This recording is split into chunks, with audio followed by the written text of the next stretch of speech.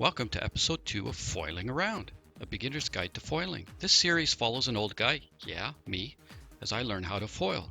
Apparently, old dogs can learn new tricks after all. If you missed episode 1, I shared my thoughts on water launching when there's no beach, and body dragging, which I practiced a lot in Tarifa. Oh look, the wind died, and I'm a quarter mile offshore in side-off conditions. Peachy. Let me just say, Tarifa's body dragging episode, not educational. Now back to kite selection.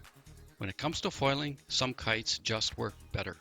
Watch my bar carefully. Do you see me constantly adjusting my kite's power? Moving the bar in and out like crazy? That's because foiling requires very little power. As soon as I'm up on the foil, I trim the kite to the point where there's hardly any remaining pulling forces. Even fully trimmed, the slightest gust wants to pull me off balance because I'm standing too upright on what feels like the top of a stepladder.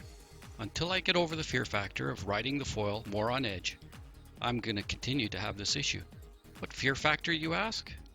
I don't want to spoil anything. Let's just say it gets really interesting the further you lean the foil over. Foil kites clearly have an advantage in light winds. I already use them in the winter. I love them.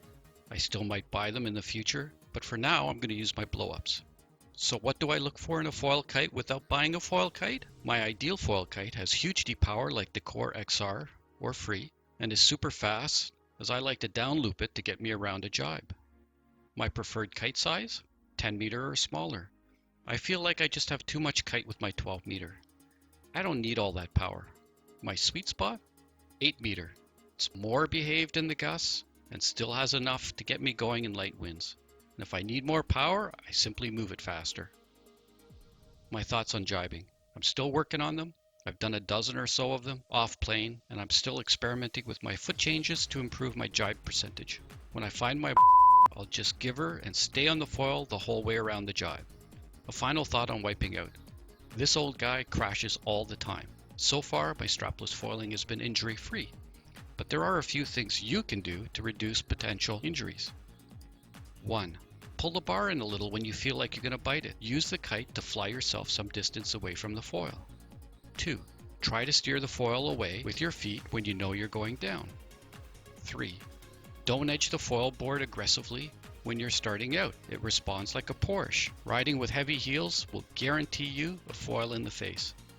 And 4. Consider a helmet and maybe even a mouth guard. So that's it for now. In the next episode, this old man will be nailing my gybes. Until then, enjoy your foil board and see you on the water.